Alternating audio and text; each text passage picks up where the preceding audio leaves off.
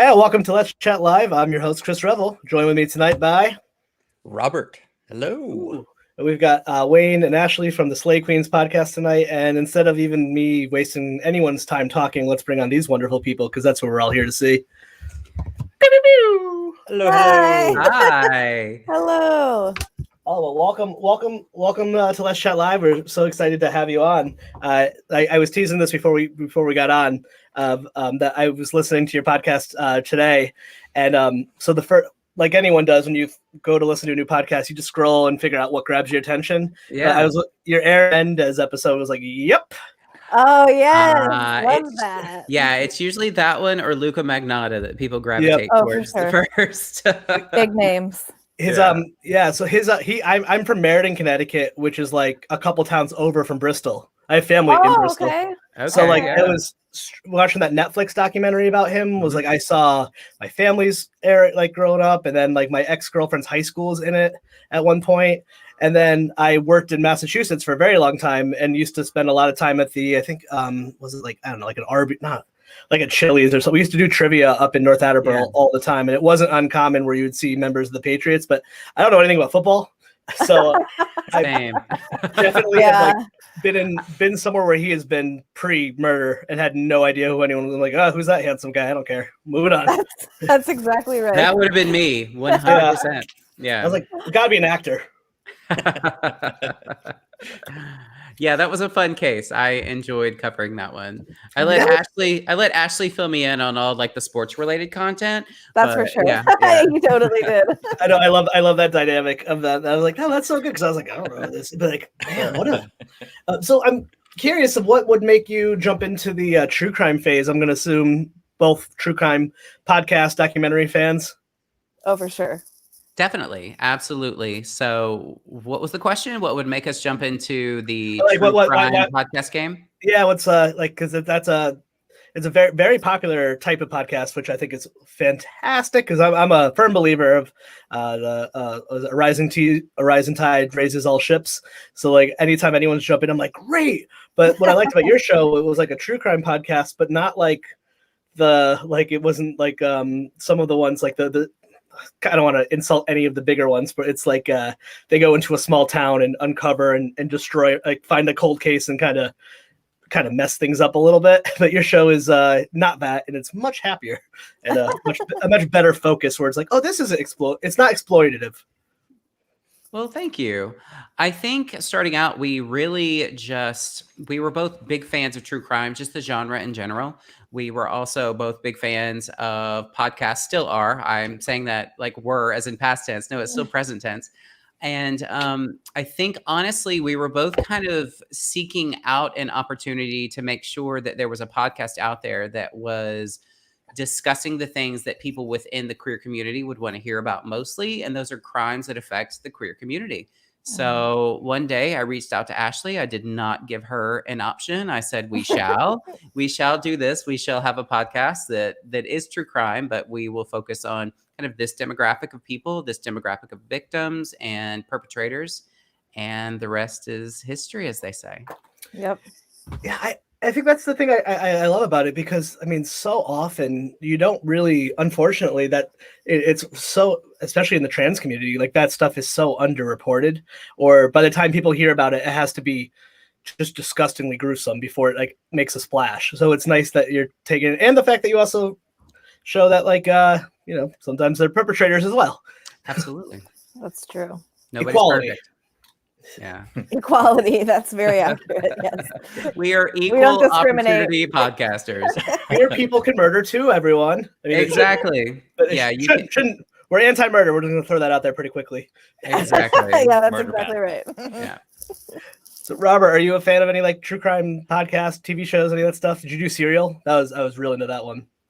I can't say that I really am. That's something that I haven't gotten into yet.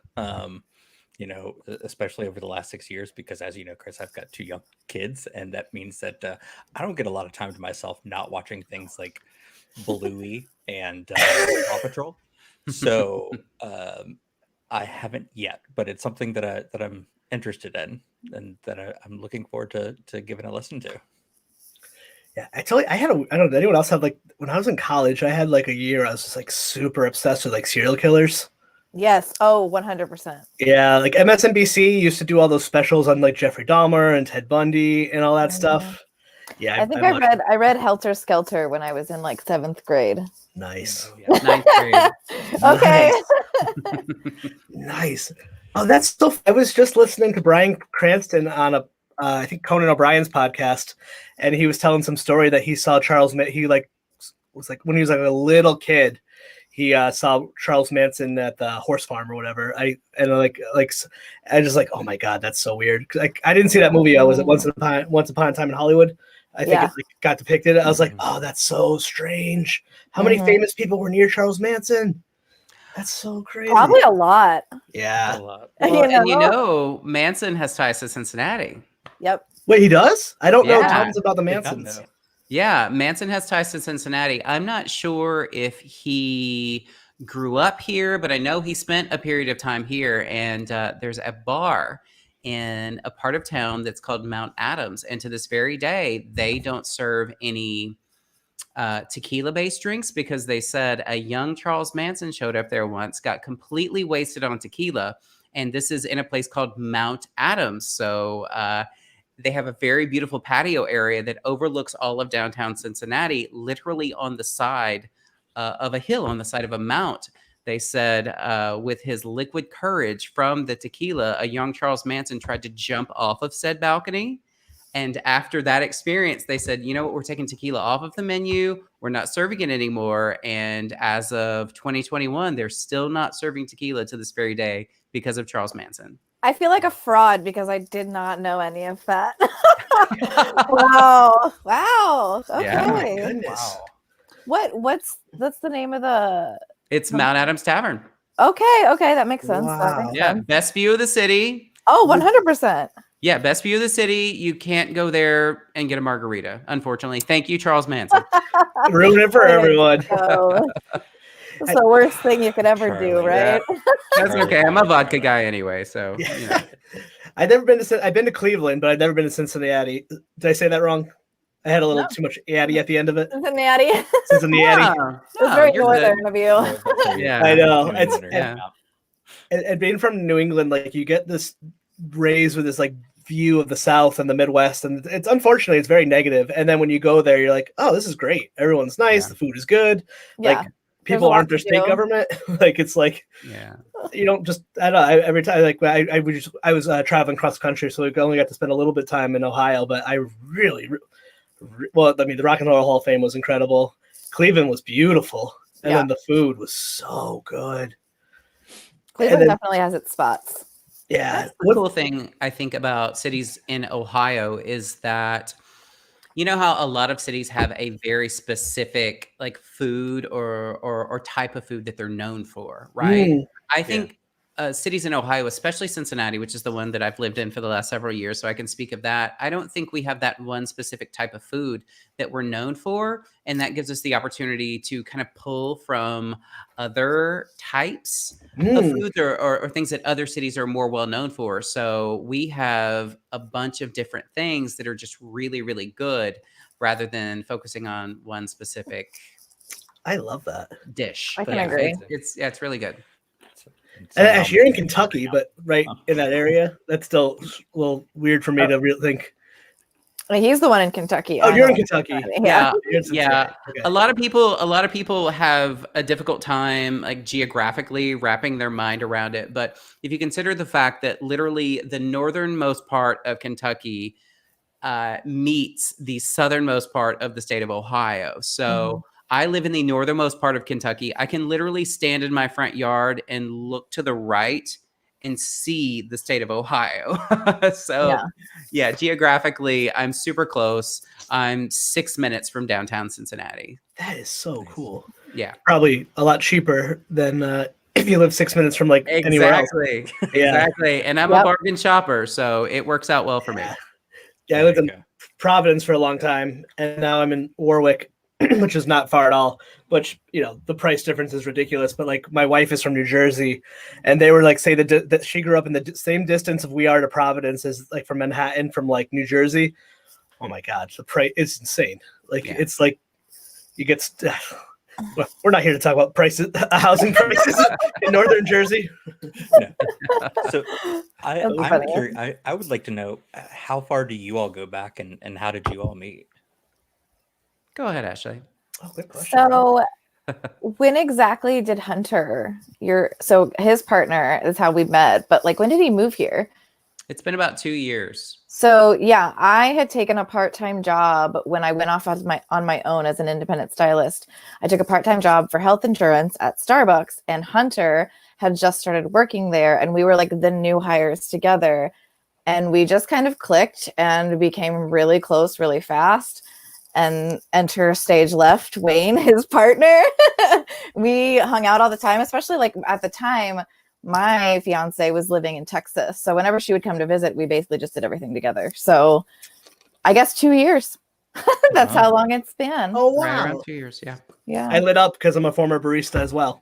Oh, I love that. Yeah. See, I do miss it sometimes. And we get married this year, and I've asked for quite a few things like an espresso maker and like Yep. different coffee accoutrement, like a Mm, French press, and yeah, They're all needed. Oh, yeah. absolutely. Yes. For Sarah so jokes, long. she's like, I'm glad you're going to get everything that you want for our wedding. Well, throw a PlayStation on there too or something. Have fun with it. Oh, yeah, for sure. I Yeah, will like- probably. Yeah. How long did you work at the Bucks for? Just under 2 years, because Not I bad. honestly just really liked working there. I kind Me of too.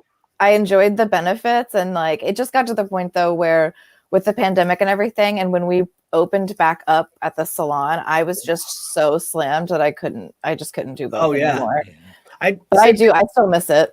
I worked there for about 4 years, and I would say the last maybe year and a half was just like because money is nice, but like Yeah.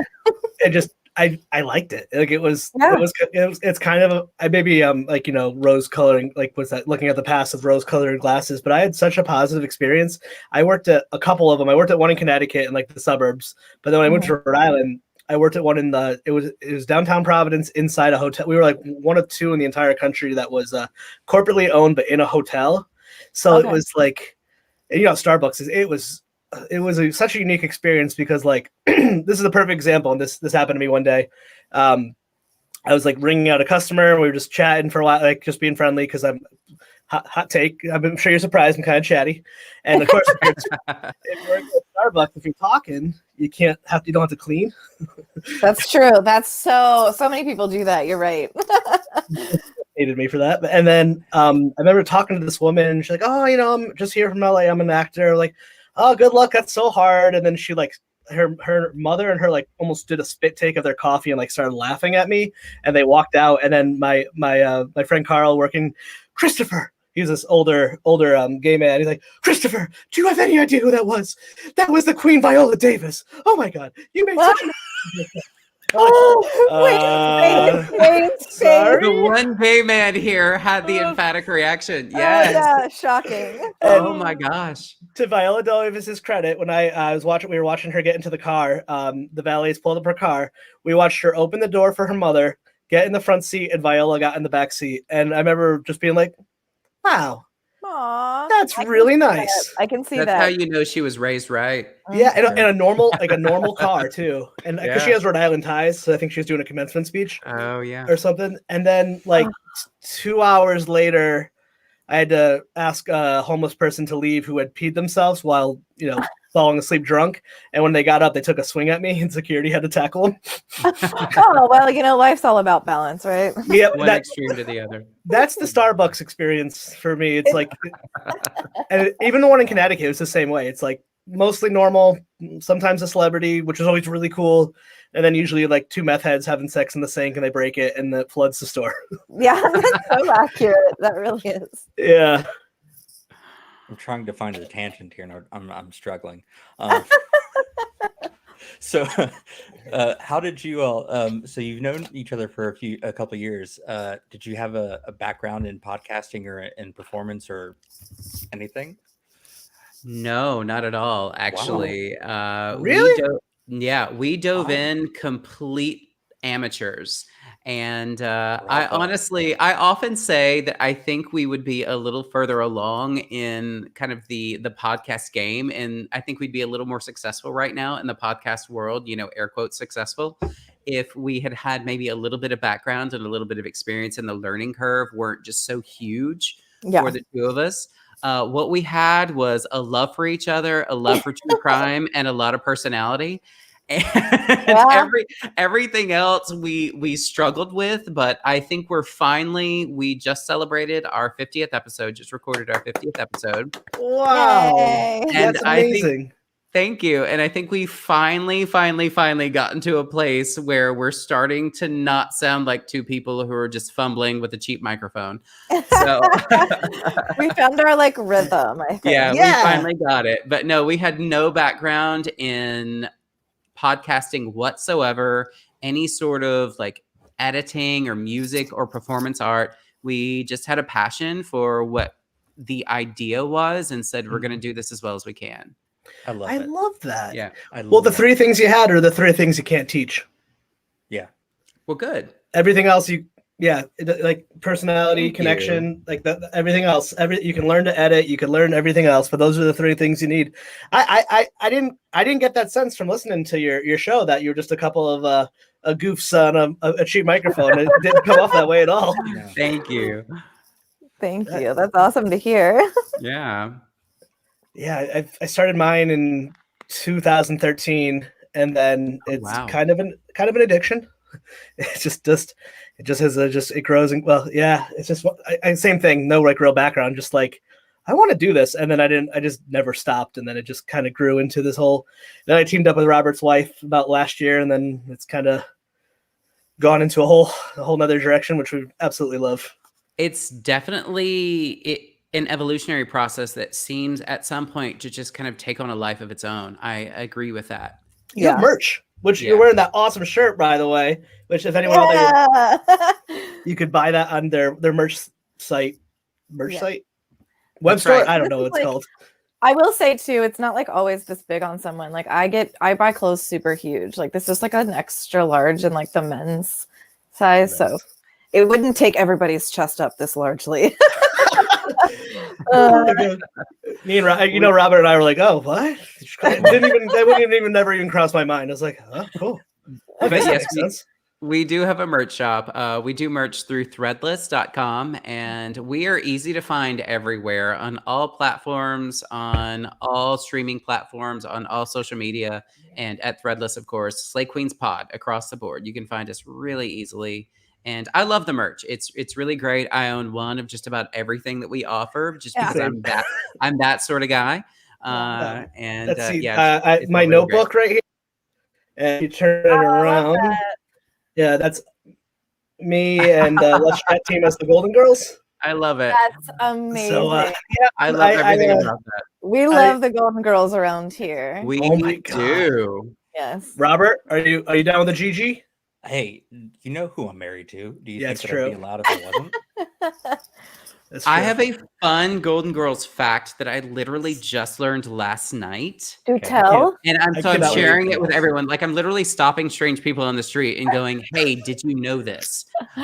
So Rue McClanahan, we all know, right? Yeah. Rue McClanahan. Yes. Oh Yes, my Blanche goodness. Devereaux. Okay, Rue McClanahan also performed on Broadway in the musical Wicked. I just learned this last night. What? Yes, look it up. When? Look it up. What? You know Yeah, what? she with Shoshana Bean and Megan Hilty. Those were the Elphaba and the Glinda. And Huh. please don't ask me the character's name, but it's the No, old it's fine. lady. I can't remember. Robert, do you I'm a know? bad gay. It's I'm a one bad of- gay. It's one of two characters, and I It's think the I old know. lady who works for the school. Yeah, I forget her name because I'm a bad homosexual. I don't know Wicked well enough to know all the characters' names, to be I'm gonna honest. sing the song in my head real quick. just Robert to works in theater. remember. But that's So he's- pretty huge. Probably seen it a million Oh, times. you should know. Literally, Oh, I'm okay. obsessed with Shoshana Bean. We love Megan Hilty. We were watching clips of their performances That's so Mhm. funny. last night, and I was like, "Holy expletive! That is Rue McClanahan." And we looked it up, and it was her. Oh my! Wow. You know Yeah. what's? I know this is bad, but like I watched it when I was younger. Like I watched it with my grandma a lot, which now I look back and I'm like that was not appropriate. But I guess Yeah. like in my head, they always looked better to me than they really were. So I don't know why. I just when you said that, I was like, I thought she was dead before Wicked would have ever been around. Which I know that's wrong to say. I know Betty White just turned what, like 100, literally, Yeah. or 99. 99. 99. I guess I have like no time frame of when Gold existed. It's like such like it's just always been in my life because it's always I watch with my grandmother. It'd always be on in reruns, and then my wife is obsessed with it, and it's oh my god, and the talent like behind the scenes talent to come out of that is incredible as well. What? Yeah.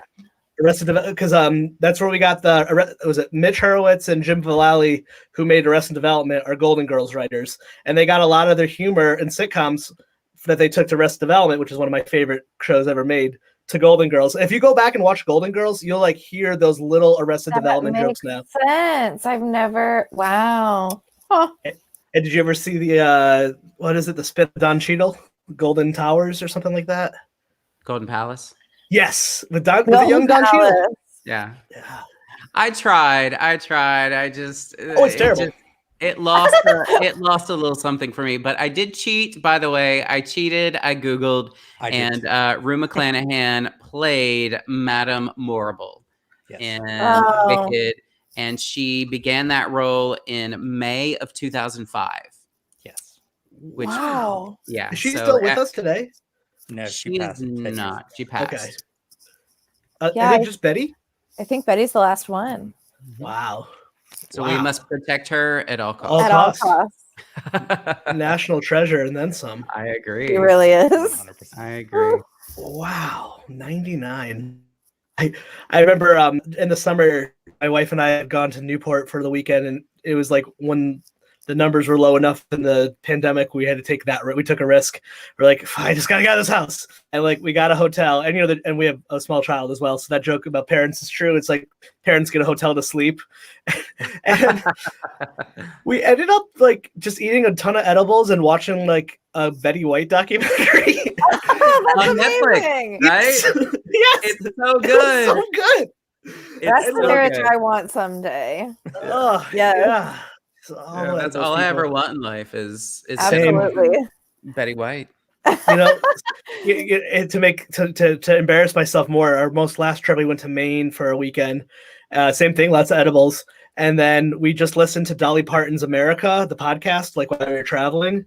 And now we're like diehard Dolly Parton fans to the point like I was like, I remember talking to Brie one day, Robert, and I think she laughed in my face because I was like, Let's Chat Live is like we have is like our brand is Let's Chat. We have Let's Chat Media, the podcast I host, and then we have all this stuff. We were like talking about like boring branding stuff. I was like, I want like Let's Chat to be like Dolly Parton, and Bree's like, what? I was like, yeah, it needs to be something that like everyone from all likes of life can love. Like even like Trump supporters, even though I hate them, and like my fellow like progressive liberals, like I want to be able to attract like that type of thing, like a Dolly, and just Bree's face was just like, what? You're fired. I'm going to run this company. No, I still stand by it. That's amazing. It's really interesting. Ashley knows my obsession with Dolly Parton because I knew about it earlier. There's literally no conversation that I can't work Dolly Parton into in some way, shape, form, or fashion, just because I'm that sort of guy.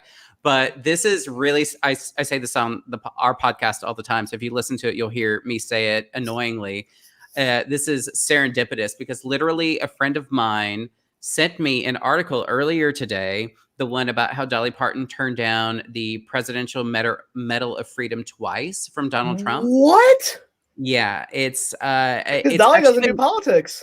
She doesn't do politics. Exactly. Mm-hmm. She doesn't do politics. And that was my response to him as I was like, well, Dolly's been very good in the last several years about staying out of politics. She's trying to be very neutral politically. However, she has spoken up about equal rights for the LGBTQIA+ community. And she also spoke up about being in support of the Black Lives Matter movement. And Dolly? Yeah, so What are you doing to me, man? I responded to him with this information, and then I followed that text up with, in summation, she's perfect, she's beautiful, and we don't deserve her. Like, that is exactly how I feel about Dolly Parton in general. True. The thing that took me surprise about her personality the most in that podcast was that she got in a car accident. As famous as she is, with all all the trappings of fames and the privacy, and then built a really full-on beautiful connection with her doctor. Her And that ER doctor's doctor.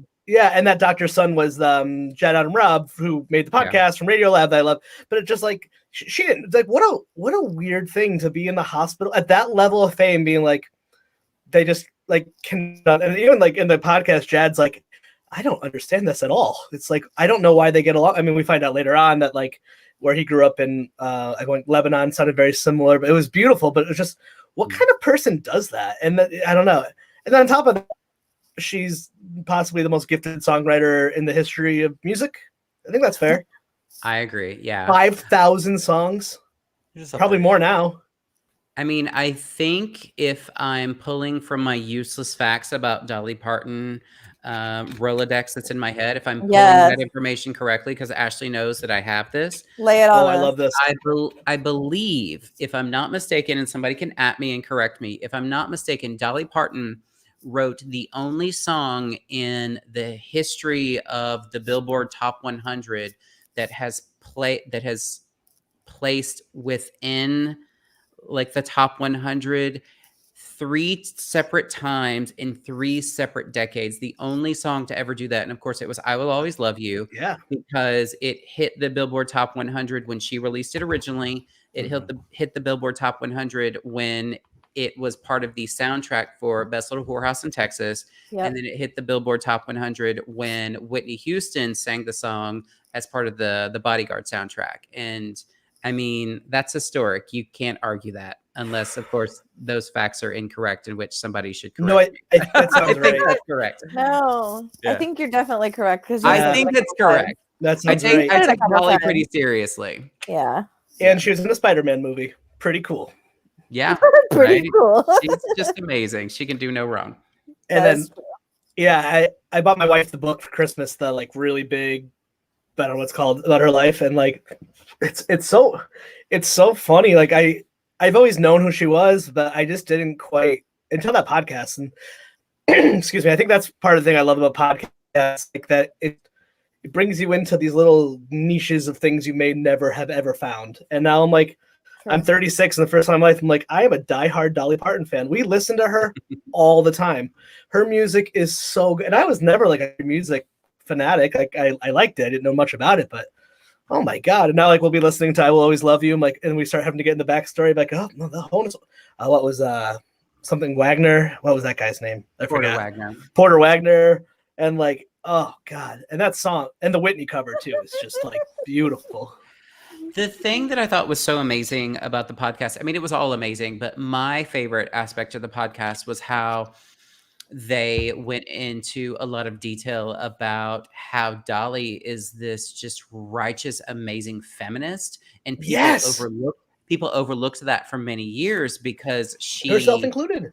Exactly, herself included, because she wasn't that like cookie cutter feminist, but she was a feminist in a very specific way. And that was my favorite aspect of the podcast. And that gave me, even though I'm such a huge fan of Dolly, that gave me a whole new like appreciation for her and what she's done for the political climate of this country, you know? Oh, God. Yeah. Robert, I'm not sure your knowledge of Dolly Parton, but on top of her being this, I'm sure we'll spend the whole time talking about her because she's perfect. She's besides being single-handedly responsible for, she donated her own money to help develop the vaccine because she's amazing, but she's like single-handedly responsible for the literacy rate in Tennessee from her like teaching kids to read program. And like, I was always, in my own viewpoint, I always thought like, you have to take a side, you have to take a side, you have to take a side.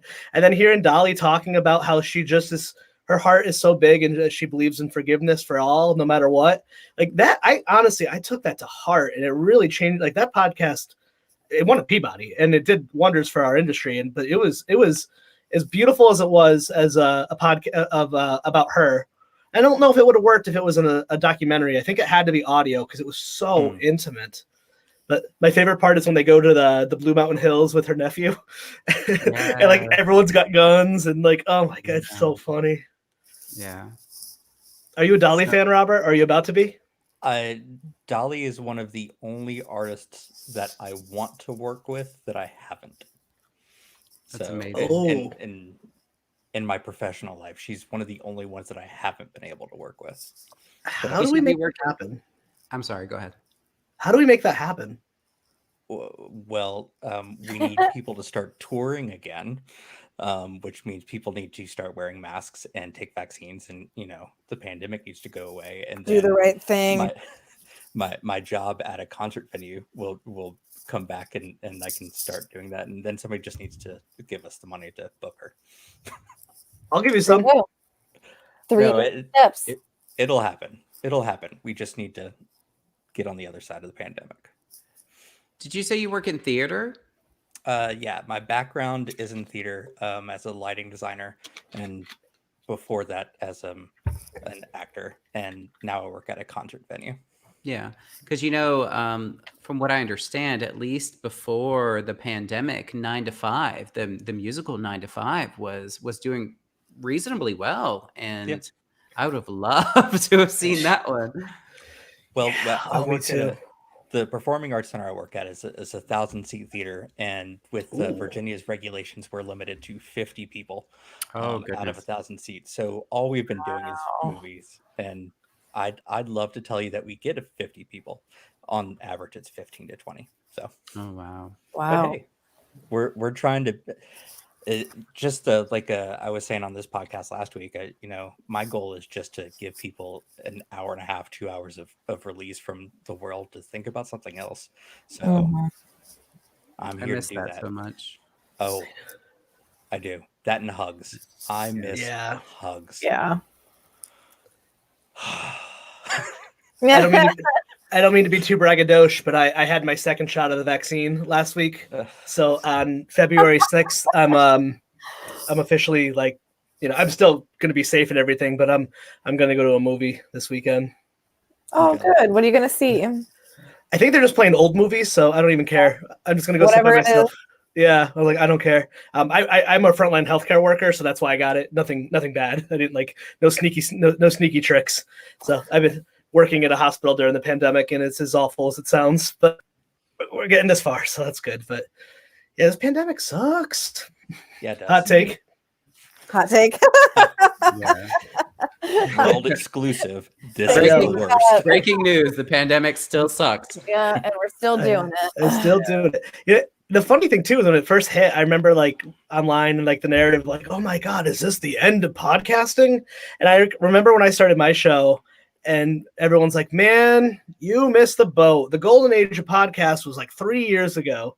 And I remember the pandemic hit, and there was a huge surge of new podcasts that started, and advertisers started to pull out. And I'm like, well, I don't have advertisers. I don't care. I do this no matter what. And then, you ride the wave, and then people go, and I'm like, yep, our industry is just growing and growing. You see a lot of celebrities will pop, and I think it's awesome. I'm all for it. I think everyone should have a podcast if they want one. Yeah, agreed. The good ones, not the Alex Jones types. They should not. Not that type. No, definitely not. Ugh. Yeah. Yeah. Have you been able to find your clan on the internet in your podcast communities? Because I found the podcast community to be one of the kindest and most supportive group of people I've ever met in my entire life. Actually, Bree and I have never met in real life, and we've met from doing podcast, and now we're business partners and have a checking account together, a business. It's weird. We've met in the same state. That's so 2000. Cool. Yeah, that's right. Wow, I love that for you. Internet kids grow up. Right. It's all right. I peaked on MySpace. You can tell by my hair even now. You would have been my top 8. That's This true. is very late 90s, Ashley, the way that you're No, it's styled coming today. back. No, It is. It's a thing now. I'm a huge fan. I'm a big fan of emo. So don't even think I can't go there. Yeah. Yeah.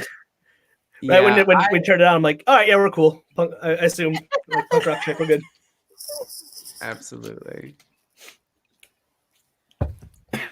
Yeah, I have to agree. I think the podcast community, especially like two-dimensionally, social medias and whatnot, very, very tight-knit group of people, very supportive, very willing to just uplift and grow their own.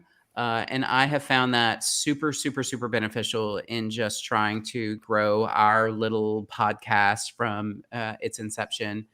And I have so much love and thanks and just gratefulness, if that's even a term, gratefulness for the people who have been there and just help support us along the way, whether it be a mention in their podcast or a great opportunity like the one that we have this evening, or just a retweet and a share of something that we've put out into the world. So yeah, the podcast community two-dimensionally on the social medias and elsewhere has just been really, really fantastic to us. It really, it's incredible. And like the internet, like anything, there's good and bad. But there's if you find your good niche, you're good. And you know, when I listened to your episode, that was one of the things I really liked too. That you like were shouting out people that had given you retweets and like and 5 stars, and it was just. But I was like, it just came off very genuine. Like, oh, these people are just like seem really happy that people care, and like, I think I'm confident in myself to say like I've done it long enough where I feel like I can just. Maybe I'm not wrong, but that sometimes you can just tell like certain people like pop on screen or there's I call it like the it factor. And within like 3 minutes of listening to any show, I can pretty much make up my mind. And most of the time I'm correct. But when I was listening to your show with that part, when you were just thanking all your audience, it was just like, it felt authentic and genuine. And I was like, it really came through. I was like, yeah, they got whatever it is. Like I was in pretty quickly, and that's not a bad thing. It's just that not everyone has it, but I know I was being really sweet. Wasn't like, and then enter our giveaway. It was just like, oh, this person wrote us a review. Thank you. I don't know your name, whoever, but it was really nice. Like I like niceness. Hot take. We need more of that. We do too. We like to be nice. We like to laugh, and we like to make sure that we are telling the stories that we've chosen to tell in the way that people deserve to hear them. How much prep do you do? Because you cite your sources in the beginning. You actually had more fact checking in your amateur podcast than most major news networks in the 2020. So thank you. Good for you. Bad for the media, for Fox News, but. But I don't think I've ever heard a true crime podcast actually cite their sources, which I actually loved. I was like, oh, that's cool. But I'm like, you had to read that book or audiobook, I believe you said, or like watch that documentary. Like, how many hours you got to put into per episode? That's so much work. Yeah. Ashley, what are you putting in per episode? I would say usually a work day.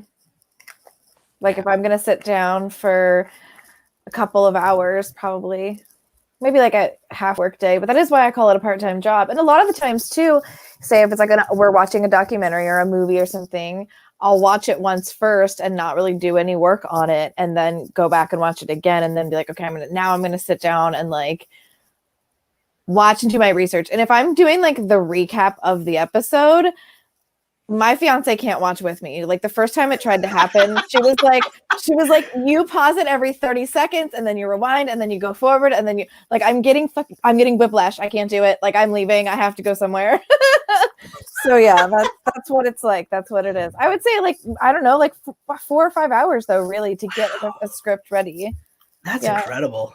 And I agree with that completely. I think prep for an episode, whether or not we're doing just like straight research or whether or not we're recapping a documentary that's already told a story, at least 3 to 4 hours. And that's on a like an air quotes like easy case that we're covering. And then of course, I mean, as you guys know, in like podcast production, there's time that you have to spend in editing afterwards and then promoting yourself on social media and whatnot. So yeah, it is absolutely a part-time job. I mean, I'd say I'm working on the podcast anywhere from 10 to 15 hours a week, which is significant considering that for my full-time job, I'm working about 60 hours a week. You know, Jesus. so my Yeah. lord. Oh my lord. Oh my God, that's love, and you know that's I know. Have you ever had a passion like this for anything else? Like I always joke that I've quit every other hobby I've ever tried, and this is the thing that stuck. Like I don't know what it is. I don't know why I quit guitar. I don't like get into video games too much, but for whatever podcasting was the one thing. Like after you said all that, I'm like, oh, that sounds like homework. I would never do that. But for you, you're like, all right, yeah, okay, let's do it. It's funny. Have you ever had any other things for you like that? I guess really the only thing, and this is gonna sound so like douchey, but I'm in like the gym. Like I like to go to the gym. I like to do yoga. I like to lift weights. I like to do yoga. That's But awesome. other than that, and it's funny because like one of the questions we had on like the 50th was if you could host any other kind of podcast, what would it be? And at first my thought was like, well, probably no other kind, because I love true crime enough to do a podcast about it and devote that much time to it that I don't ever see myself wanting to stop doing it. You know what I mean? Like I see myself staying passionate about it. But yeah. That's it. Yeah, What it's about you, happening. Wayne? Yeah, what about you? I have never really considered myself a super creative person. You know, there Same. are those people that you maybe have known in your life that are just naturally very talented in some sort of really creative way. And I've just never been that guy. So when I Same. found a creative outlet, you know, that's something that I could do, that I felt like I was putting a part of me, something that I created out into the world for people to enjoy or maybe not enjoy, but at least give me some sort of feedback about.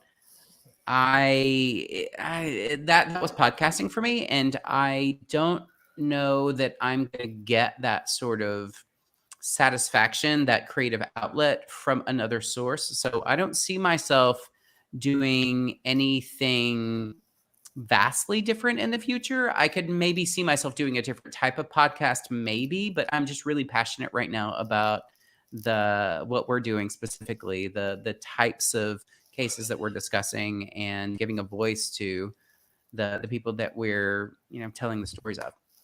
I love that. I relate to that so much, Wayne. I never considered myself like a creative person my entire life. I was like, nope, not me, not that thing. And then I did this solo for 6 years.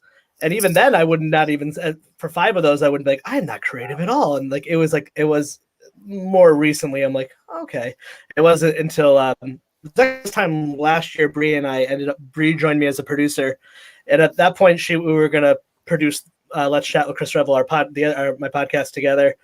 And then it grew into like, she's like, well, I'm going to start a video podcast and we'll do Let's Chat Live. And then we end up starting this thing we have called Let's Chat Club, which is like a paid membership for podcasters. And we help people like grow their brand and all that fun stuff, which I'll definitely connect with you off mic about that stuff.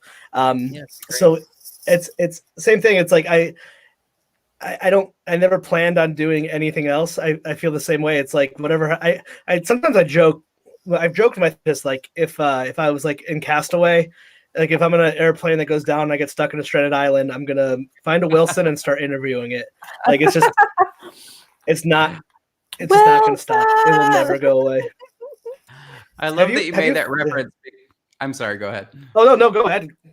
No, I love that you made that reference because I recently rewatched that film and was not at all affected by it initially, but that whole like Wilson scene, this go around, I was really like emotionally affected. I was like, this is awful. Yeah, so this is how I feel in quarantine. Exactly. That's exactly how I would think I would compare it to. So I don't think I would be able to watch it right now. Yeah, it's tough. I'd be like, Too close to home. Too close. I don't think I could do that. I mean, if we're gonna watch a Helen Hunt movie, we might as well go Twister, right? Let's be real. Exactly. Yes. Oh my God. I watched Twister like probably every single day for about a year when that movie came out when I was younger. Oh my God. Yeah. I thought I wanted to be a storm chaser. I swear to God. I'm still scared of storms, but I am too. I feel like Ashley was watching it for different reasons though. I mean, come on, Ash, be honest. Helen Hunt. Yeah. Helen Hunt in a like Yeah. wife beater tank top. Come on, No, that's yeah, why you were and that watching it. hair too. It's just like so flowy and wonderful. Yeah, The T5 came, but they saved themselves with a belt and a weak pipe. It was perfect. it was perfect. Oh, we Bill owned it Paxton, on VHS. R.I.P. I'm sorry, who died? Bill Paxton. He did? He's passed. Yeah, years I ago. didn't know that. actually. Years ago, yeah. God. Aw. Well, Oh, and rest in peace. Philip Seymour Hoffman's also in that. Oh, and he- shit! Oh, That's passed right. away. yes. Rest in peace. Yeah, because Yeah. I probably watched that movie maybe like like maybe 2 or 3 years ago, and I had a moment when I was like, "Oh, hey, I forget that he's even in this." Yeah. And then I feel sad for a minute every time I see him. I'm like, "Oh Yeah. crap, here he is!" Oh, now I'm sad. When did he die? I forgot. What year was it? 2016. Yeah, it 2017? wasn't Few years long ago. Time means nothing anymore.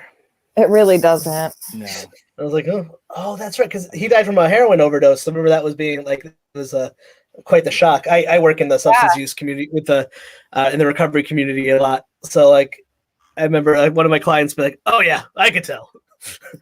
Oh well, shoot. Nice. It was Oh, a shock to me. I know. I like how we all went to Helen Hunt instead of Tom Hanks. I was gonna say we're forgetting about someone else that's super famous in that movie. Someone By the way, the guy on the island. What did you do with the yeah, body? right. The guy on the island.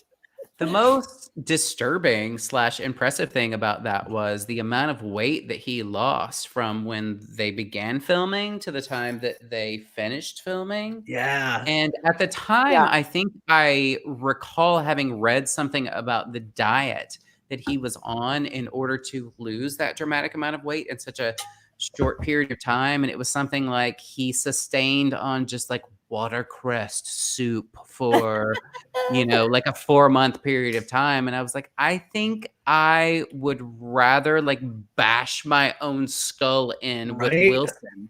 You know That what I was mean? actually something I remember that too, because it was something in like Us Weekly and like every People magazine and everything. Like everyone was talking about it, and that was also.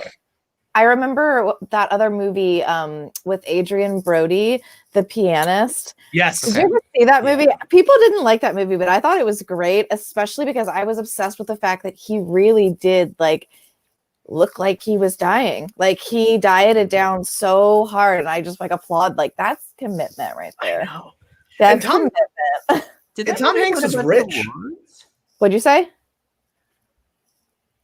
What's up? Oh, go ahead, Wayne. Yeah. No, did the pianist win a bunch of awards? Didn't Anna Yes. Paquin win an award? Oh, yeah. For that? I think so. Okay. Yeah, I'm Oh, yeah. sorry. I was making sure I wasn't confusing it with something else. Please Yeah. continue. I'm with you. It's impressive. Like Tom Hanks did Castaway. He was like famous and rich, so like he didn't have to do that. Like I'm Right. always amazed by people with like a lot of money who do things like that. I'm like, you don't have to work, Yeah, Christian Bale seems to do that for fun. Like, right? Yeah. Right. I'm just like, oh, stop. I'm like, just stop. Stop. You're rich. You're handsome. You just chill, bro. He's just trying to get Batman rich. Yeah. I am hoping that at some point somebody does a weird sort of like mashup between Castaway and Joe versus the Volcano with like these like dual like scenes of Tom Hanks. That's what I'm living for at this I- point. Making That may be on the internet. You might have to Google that. Yeah. I mean, Check Reddit. I'm not creative enough to make something like that, but if somebody can, please. Oh, that's awesome. Oh, I love that. I actually meant to ask you, where did you get your awesome name, Slay Queens? Wayne, you take that. Yeah, he's the one. I love it I because you know created it. exactly what this show is, and so I'm like, yep. When I read the name though, when he texted me, it was 5:30 in the morning. I was fully awake at work as a barista, and I was like, Yep. This is the best idea anyone has ever had ever. I love the name, just like struck me. I love it. I loved it. But yeah, We had a moment where, full disclosure, I had Ashley dog sit. The fiance and I had Ashley dog sit for us over a weekend, and we came home and we were thanking she and her now fiance by treating them to mimosas and whatnot. And we were sitting around drinking our mimosas, talking about true crime. and our respective partners said, have you guys ever thought about doing a podcast? I mean, this is very podcast worthy conversation. Maybe this is something you should discuss. And I poo-pooed it, and I think she laughed it off. And not long after that, I'm also a healthcare worker, and so I get up early, and I'm awake and in the shower usually by like 5:15. And it was just one of those like zombie-like mornings where I was going through the motions, preparing myself for work. And I think I was in the shower, and I'm just considering what podcast I'm going to listen to on the way to work that day. And a podcast that I had been listening to a good bit at the time had recently done an episode with a queer perpetrator. And I thought to myself, wow, it'd be great if they had another one of those available. So I get out of the shower and I just start kind of like searching the podcast platforms. And I'm like, well, is there a LGBTQ like specific podcast out there? And there wasn't at the time, at least. I think there are a few now, but at the time, there were no podcasts that I could find that were specific to that demographic of people.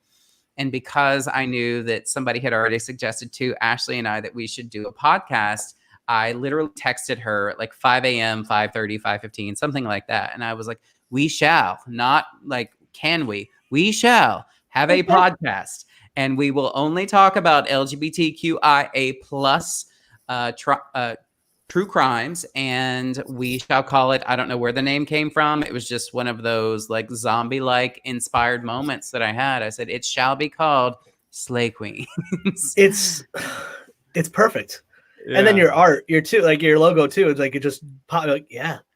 We got really, really lucky recently. I found he's a queer artist, and I'm not exactly sure where he's from, but we've been in pretty close communication, at least via social media on Instagram. I found a queer artist on Instagram whose work I just am obsessed with.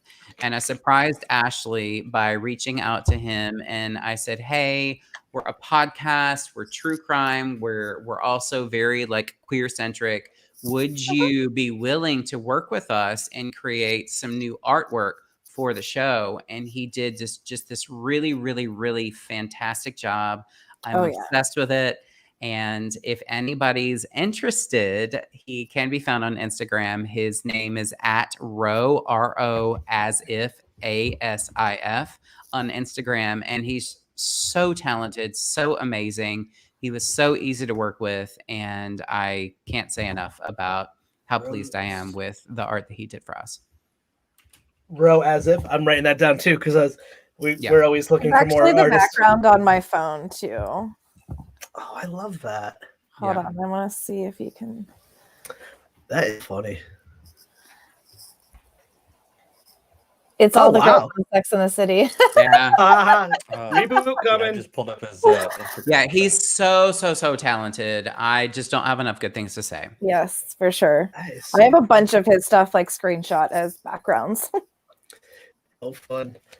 And yeah, I can't. You know, it's funny. I just can't believe that wasn't filled. I'm so glad that you filled it, and it just kind of blew my mind. Because sometimes the pessimist is like, "Well, it's all been done before," and then you found it.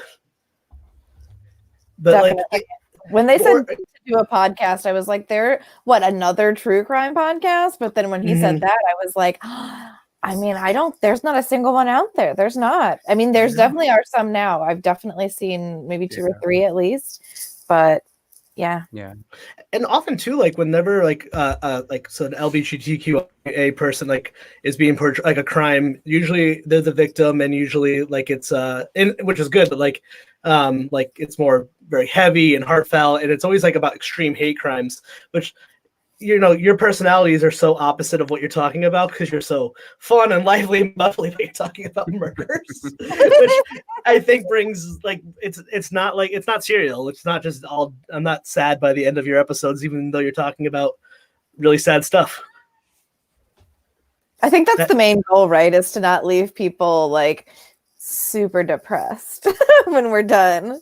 That's if there's any talent for true crime podcasting, the true talent comes from being able to talk about really, really, really heavy, really somber, really saddening and depressing subject matter, but not do it in such a way that leaves people feeling sad and somber and like they've just listened to something that's too intense, but also to not be too lighthearted and jovial that you've shown some sort of disrespect to the victims and the families and the crime that's been committed. So that's the true challenge. I think it comes from that balancing act. And I wouldn't be able to do it on my own, I don't think, but Ashley and I together, I think, do an okay job.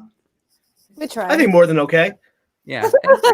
Well, thank you. You made 50. That's really big. Usually I think the cutoff is 20.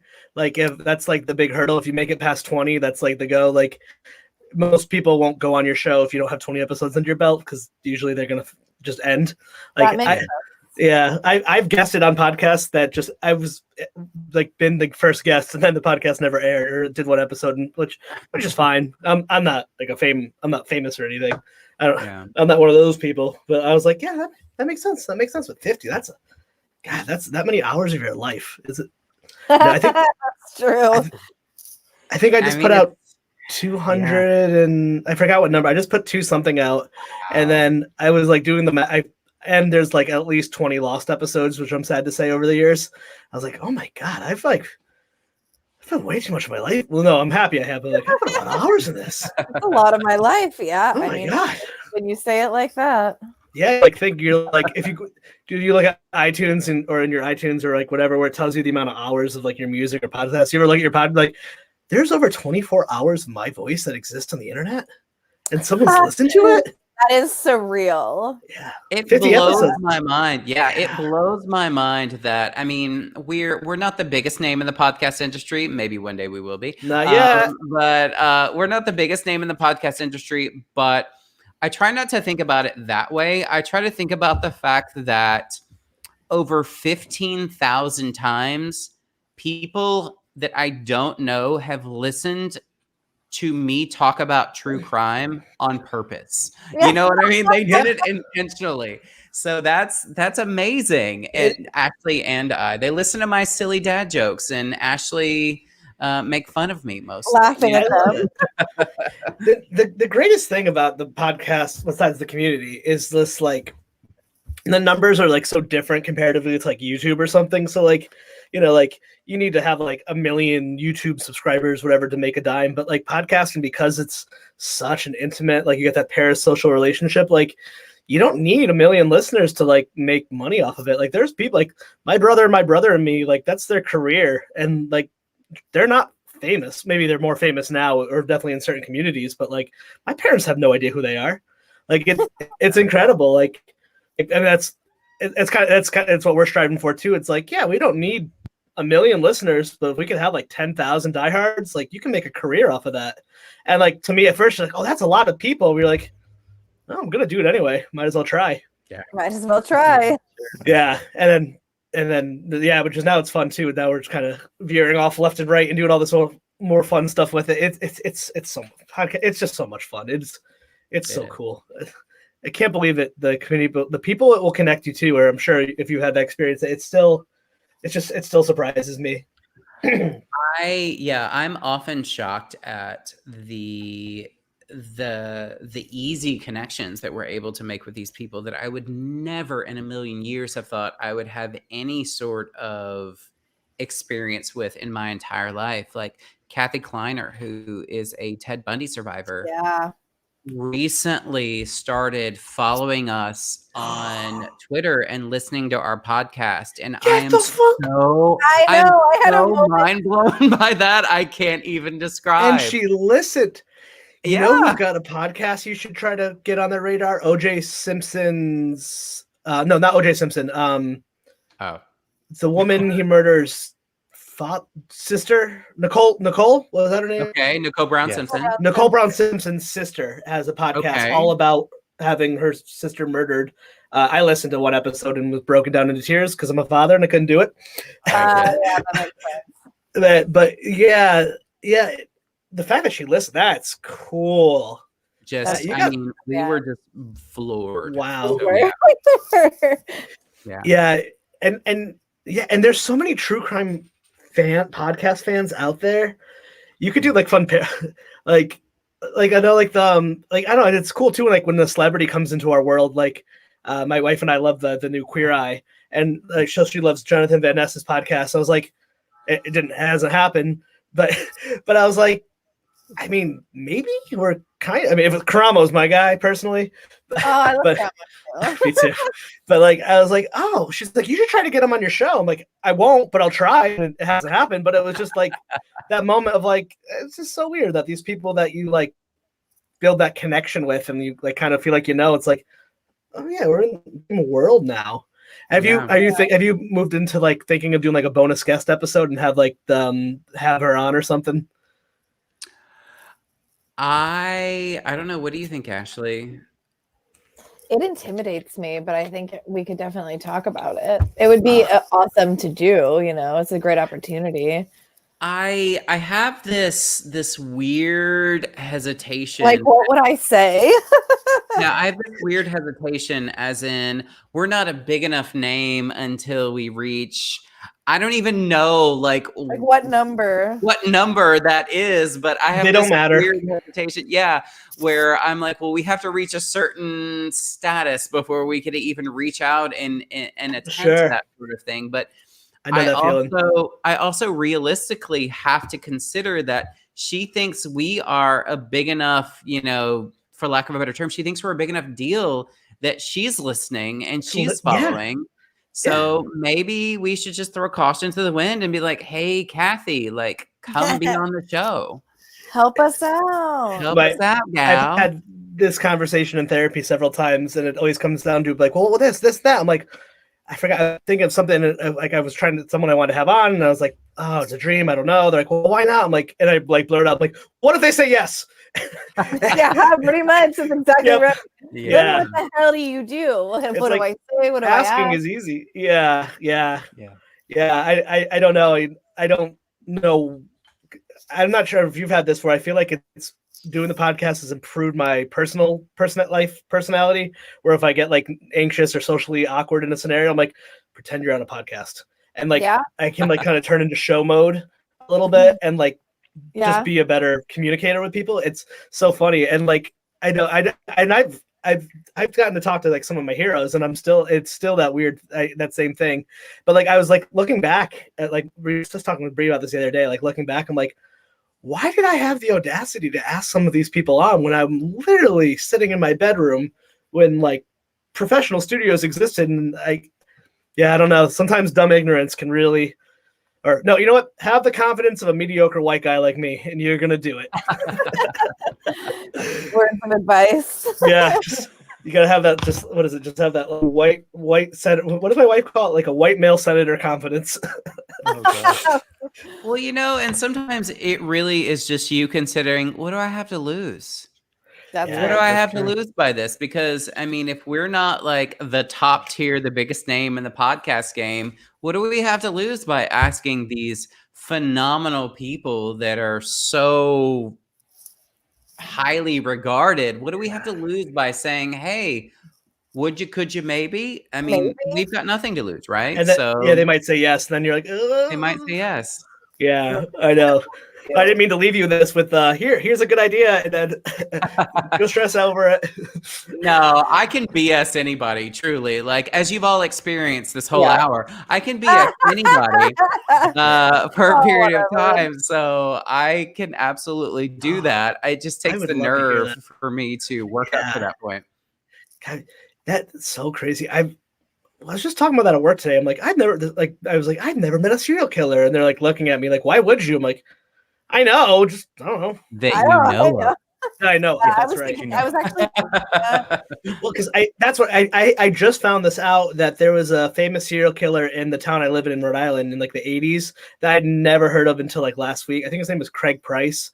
He was like a teenager and like brutally murdered his neighbors and then like sat there and ate lunch. And he's still in jail today. I just found about this last week. I think it's like in the early 80s.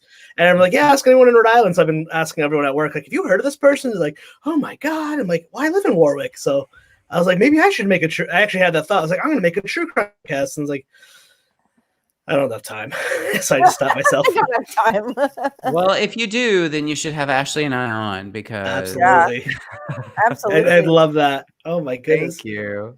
Oh wow, wow, that was an hour. Was it? Yes. Wow. Okay. Let's Time no, flies. we'd throw this one up there. Oh, So where can people find you online? Ashley, this is your specialty. You can find us on Twitter, on Instagram. We have a Facebook. We're there. It's not used very often, but it's there. Slay Queens Pod across the board, everywhere. We also have a Patreon. What's up, Chad? And then we also have TikTok. TikTok. We do have our TikTok. I love TikTok. It is so underrated. We're trying to It's- get into it. Yeah, it's new and we're not super sure what we're doing with it, but we're there. Yeah. So, You got to follow a few good people, and then it gets your algorithm, and then it gets super Okay. fun. okay. It's I hard. appreciate that. I'm not great at. I'll follow you on there. I'll send some fun people. I'm not great at making them, but it's. Be careful though, because it is a time suck. Like I was gonna go to bed and like 2 hours later, just like Oh yeah. Okay. it's so fun. I've It's the most creative of all of them. Yeah. Uh-huh. People can also reach us if they're trying to just like reach out to us directly. We're Slay Queens Pod essentially everywhere, but if you want to email us, we're slayqueenspod@gmail.com. That's right. And we also have a Patreon. So, and we're Slay Queens Pod there as well. So you can find us all over the place if you're curious. Everywhere. There. Yeah. Slay Queens Pod. Oh, I love that. Awesome. Awesome. Robert, where can people find you online? I Robert's don't just have like, a Facebook anymore. I finally got to delete that. But I am Revan Jam on Instagram and Twitter and Discord. So you could find me at Let's Chat Revel on Instagram and Twitter, but the main things I use are on all the socials is at Let's Chat Podcast. Our wonderful website, Bree made, Let's Chat Podcast.net. And then within that, listen to me on my podcast. The website way easier than me plugging everything. And our newest venture, Let's Chat Club, which we love talking about, which we need to do that more. And all right, thank you so much. And let me end the broadcast.